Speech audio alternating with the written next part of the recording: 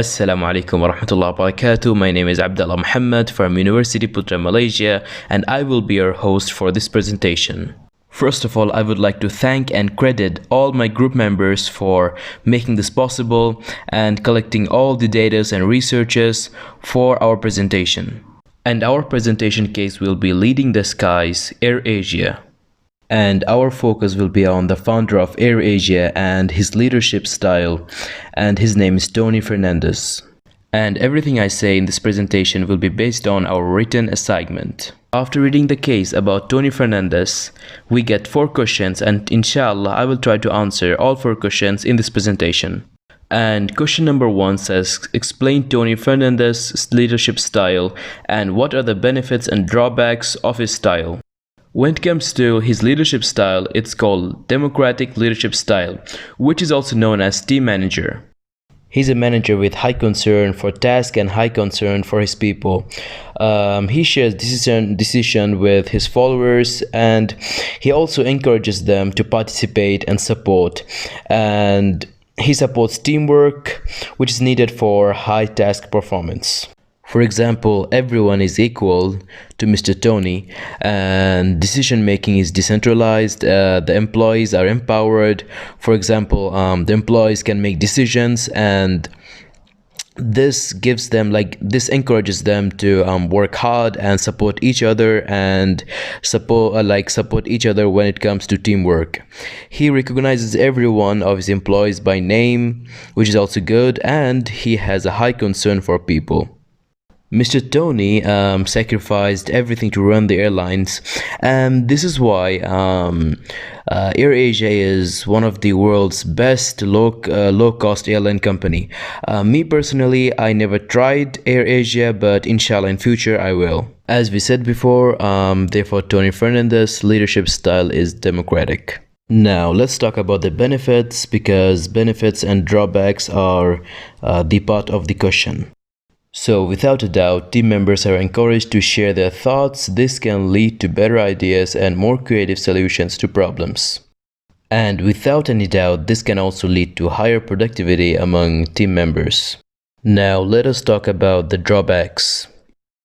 According to our understanding, Tony's style will highlight team members that have strong creative skills and also those that do not. So it will make the other team members feel like their opinions are not valued, and it might break their heart. So they will stop participating in the process. Alhamdulillah, we finished question number 1. Now let's talk about question number 2.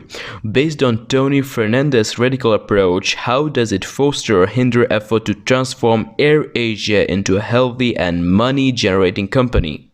According to our understanding and our research, Tony has a concept of employees come first and then customers come second. In doing this, he has made his employees feel valued and empowered. And I'm very comfortable to say that without any doubt, when employees are engaged and motivated, the quality of work is improved, and they become responsible and take ownership of their job. Me personally, and of course my teammates, we really love this approach, because from this approach everybody has their own mission in improving the company. Tony's leadership style may be radical and unconventional, because most companies place greater importance on their customers as way to gain success. But for us, me and my group members, we really love Tony's style.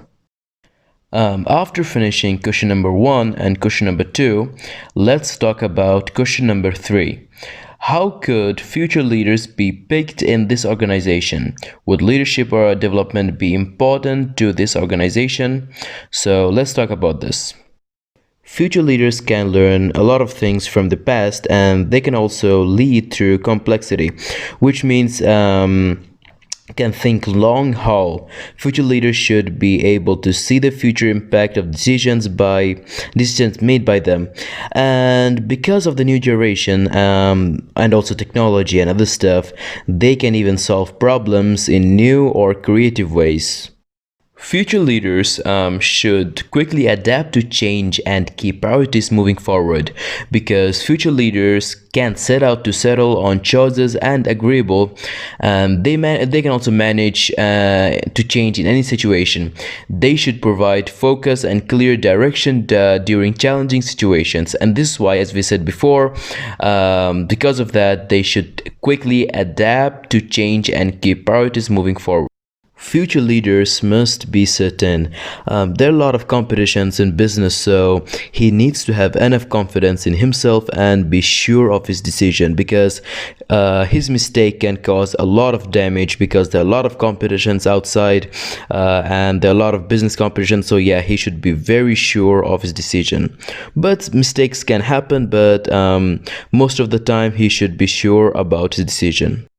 As I said previously, there are a lot of competitions in business outside, so future leaders must be fearless. They should not be afraid of any difficulties and challenges, and they should lead employees to keep moving forward and inspire them and give them the power to overcome hardships and challenges. And there's a saying in Arabic, القائد المثالي, which means perfect leader. And as I said, a perfect leader should be fearless, and they should not be afraid, and they should inspire their employees and give them the power to overcome hardships. Leadership development would be important to this organization because it can equip leaders with skills that can help them enhance the productivity of the team. It can also help potential leaders to take up managerial roles and also boost the productivity of employees. This can further translate into profitable business decisions and strategies. And Alhamdulillah, we finished question number 1, question number 2, and question number 3, and this will be the last question, which is what could other businesses learn from Tony Fernandez's approach to leadership? I'll be completely honest with you. Before this presentation, I did not know anything about Mr. Tony, but after doing researches with my group members, I learned a lot about Mr. Tony and Air Asia. So other businesses can learn a lot from Mr. Tony's approach to leadership. I really love the way he treats his employees. For example, to him everyone is equal, decision making is decentralized, the employees are empowered, and he also recognizes every one of his employees by name. He has high concern for his people. And here I see many leaders who doesn't care about his employees, and I'm not joking. Like, I see many leaders or managers who doesn't care about the employees, and when a manager doesn't care about their employees, the employees doesn't care about the customer, and then the customer complains, and then the business just go like it fails. So yes, I really love Mr. Tony's approach to leadership. And as I said before, this leads to higher productivity among team members. Mr. Tony has shown that it is not only him that can bring success to the business, but also his team members, his employees, and the people who work under him, who work together to create a well-known successful business. And that's what I love about him. Finally, Alhamdulillah, I answered all 4 questions, and I hope I explained everything properly. And at last but not least, I would like to thank our beloved teacher of Principles of Management, Dr. Muhammad Fuad. And I would like to thank our team members for their hardworking researches. And I would like to thank every single person watching this video and watching our presentation. And I'm really sorry if I failed to explain few things, but overall, thank you so much to everyone for watching our presentation.